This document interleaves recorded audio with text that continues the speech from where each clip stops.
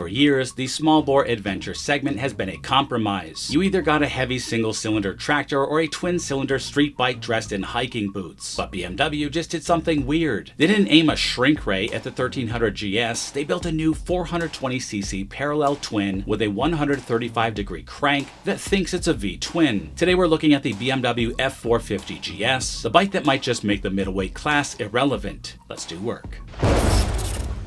Guys, I am wearing the Saint Bomber armored motorcycle jacket in this video, as well as Saint's unbreakable 200 times stronger than steel jeans and gloves. Use my discount code DD15 for a big 15% off anything you snag from Saint. Link below. Let's talk about the engine. Most twins in this class use a 180 or 270 degree crank. BMW went with a 135 degree offset. Why? Because it mimics the firing order and character of a V-twin while staying compact. We're getting 48 horsepower and 32 pound-feet of torque, and in a bike that weighs just 392 pounds wet, that power-to-weight ratio is a direct shot at the KTM 390 Adventure R in the CF Moto 450 MT.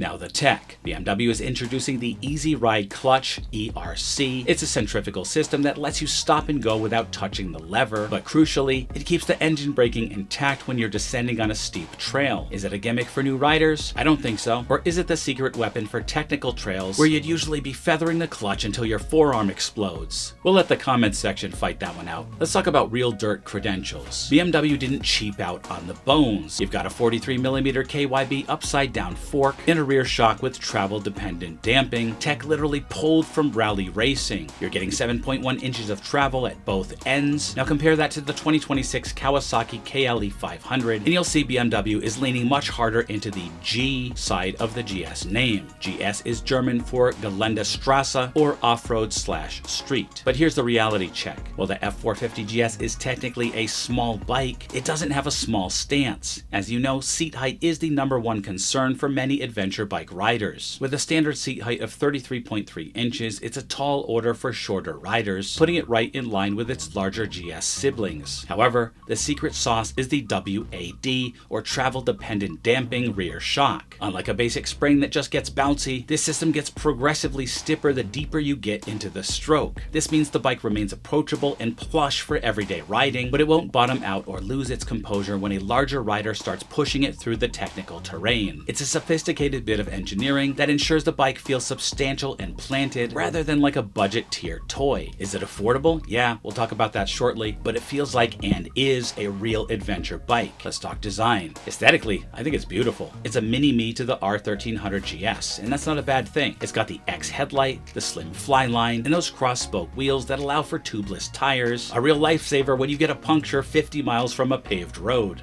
But look closer at the frame. It's a steel tube design where the engine is a load-bearing element. It's stiff, it's light, and unlike the concept, the production subframe is actually ready for luggage. Early ride reports from the press launch in Sicily tell a really interesting story. On the road, in the rain, the bike felt scooter-like in traffic, and I mean that as a compliment. The Easy Ride Clutch makes tight cobbled streets effortless, but when the road opens up, that 420cc twin does more than just buzz, it pulls you.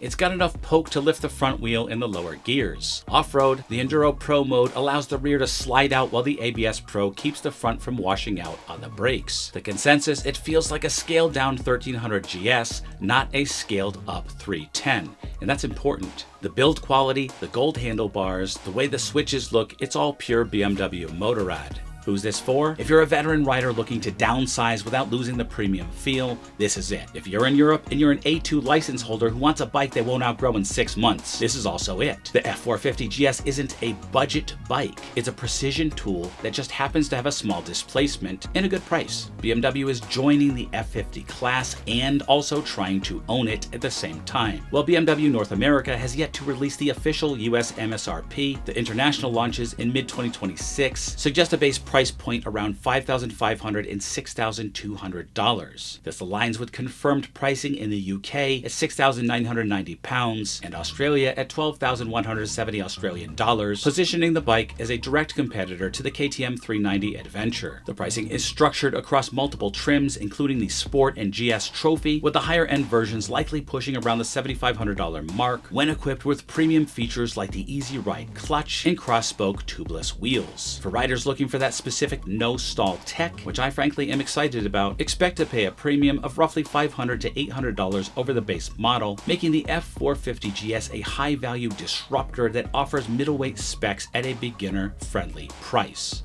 Let's talk about the rivalry, aka the elephant in the room, the competition. The KTM 390 Adventure has owned this space with its tech, and the Himalayan 450 has owned it with its soul. So where does the BMW sit? On paper, it's a bloodbath. The KTM is a high-revving single-cylinder, and while it's light, it can feel like a vibrating paint shaker on the highway. The Himalayan is charming, but it's nearly 40 pounds heavier than this GS. BMW has effectively threaded the needle, giving you twin-cylinder smoothness for the Strasse, or street, parts of your ride, while keeping the weight at 392 pounds to stay nimble when things get Galinda, or off-road. If you're looking at the Kawasaki Versys X300 or the Honda NX500, the BMW makes them look like relics. We're looking at a bike here that is 7 pounds lighter than the old G310 GS, but has 50% more horsepower. That's a leap in engineering we haven't seen in this segment for a decade. One of the biggest concerns with a high-performance 450 is the maintenance. Usually these things require oil changes every weekend and valve checks every other month, but BMW is treating the F450 GS like a real GS and not a fragile racing enduro. It's equipped with a condition-based service or CBS system that monitors your actual riding habits, but the standard recommendation is oil and filter changes every 10,000 miles or once a year. For most riders, that's double the interval of the competition. However, if you're pushing that 135-degree twin hard in the dirt, most experts suggest a preventative swap every 5,000 miles to keep things pristine. You're also looking at a major inspection every 20,000 miles for fuel filters and a more involved spark plug replacement at 60,000 miles. It's a premium machine, so while the parts might cost a bit more at the dealership, the sheer length of those service intervals means you'll spend more time on the trails and less time on the shop lift. And that's the final piece of the puzzle that makes the BMW F450 GS a good buy, in my humble opinion. But enough about me. What about you? Let me know what you guys think. So would you take this over the KTM 390 or the Himalayan 450? Or does the auto clutch turn you off? Drop a comment below. I'm reading all of them and I always respond. And always remember the motto, bark less, wag more, and always be kinder than necessary.